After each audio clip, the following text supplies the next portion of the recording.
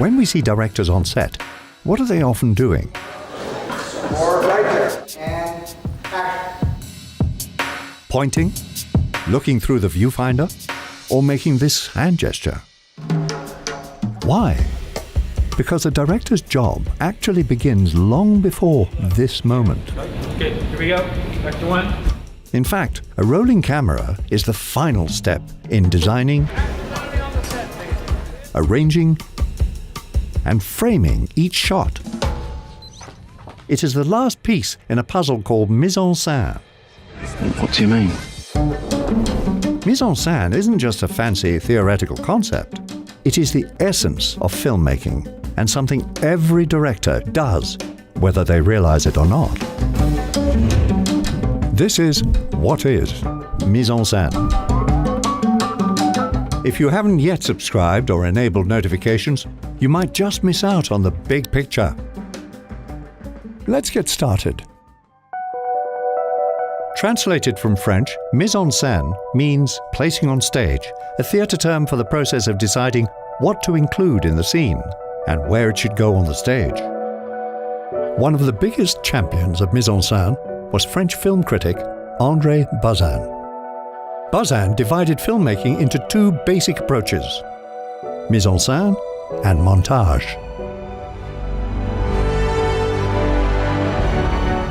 Montage filmmakers create meaning from the combination and juxtaposition of multiple images.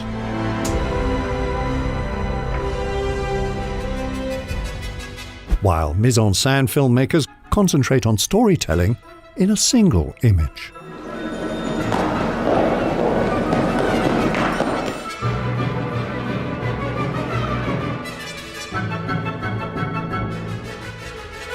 If I want, I can go to court. My father has a right to.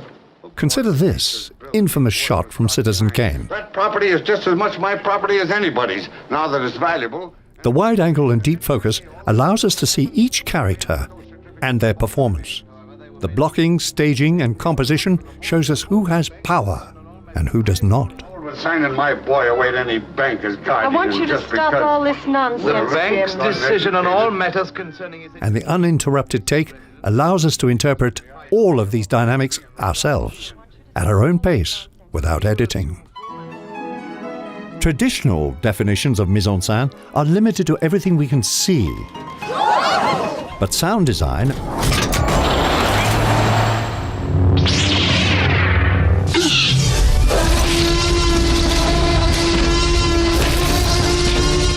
and music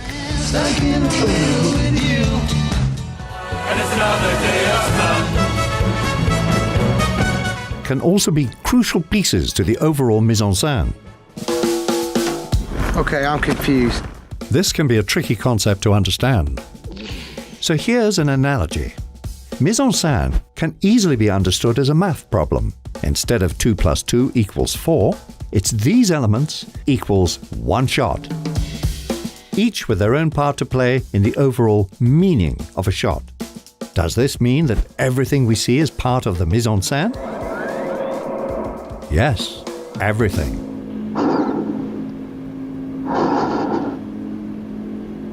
So now, let's put them to practice.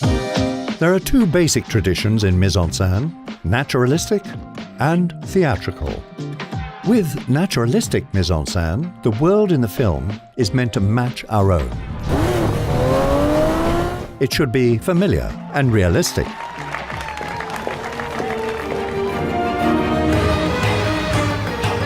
With theatrical mise en scène, we are presented with exaggerated worlds unintended to be normal.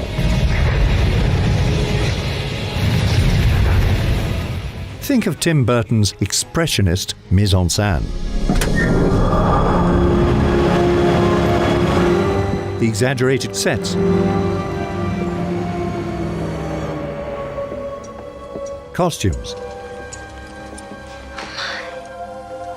or props.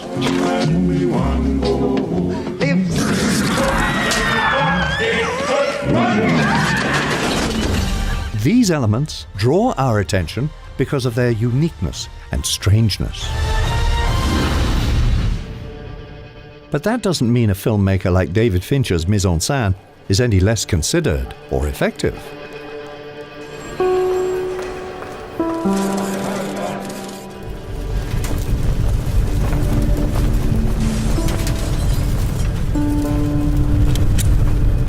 So, whether you're dealing with a grounded domestic drama or a hyper-stylized fantasy film, the mise-en-scène should align with those visions. So, what does it look like when it all comes together? Let's do an exercise. The Shining is bursting at the seams with fascinating mise-en-scène.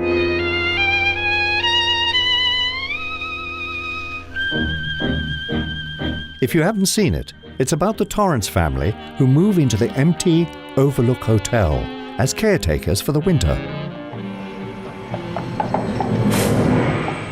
Oh, and it's a horror movie.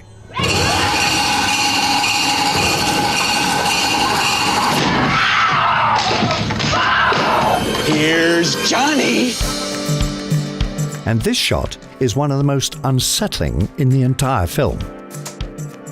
We've imported this scene into Studio Binder to see how Stanley Kubrick turned this one sentence into one of the most unsettling shots of the entire film. With all the elements of mise-en-scène in mind, pay attention to how they are used and what they convey.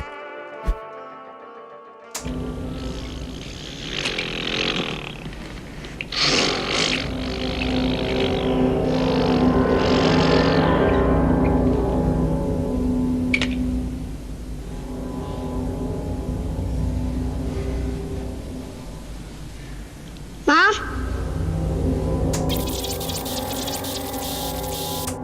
Starting with production design, we first see props and set design, namely the toy vehicles and the carpet.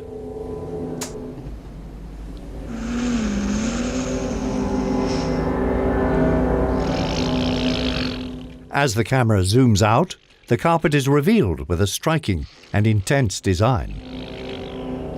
This theme of mazes that runs throughout The Shining is once again used to make Danny seem trapped and surrounded.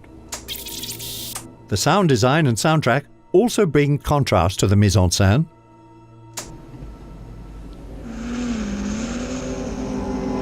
We hear two things: Danny's vocalization as he plays with his toys, and ominous swelling from the musical score. How about the cinematography? The lighting is high-key and even. Nothing menacing there, until you remember that this is a horror film where we expect shadows and darkness. Danny is shot in a high angle and center-framed, with deep depth of field and a slow zoom out. Finally, the cherry on top of this shot is the blocking. Danny is seated, innocently playing, when a new prop is introduced.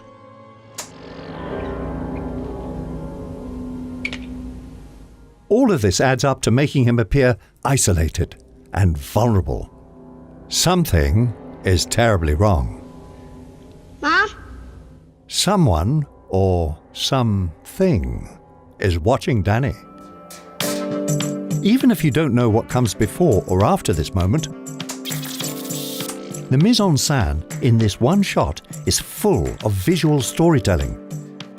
It is designed in every way to be unsettling. So, here's a challenge.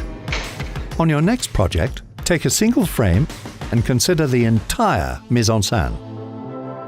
What do you see? Think of the perfect shot for that moment, and how each of these elements will contribute. This can be a daunting task. To begin, how to start. That's why preparation is so important, like breaking down a script into its elements.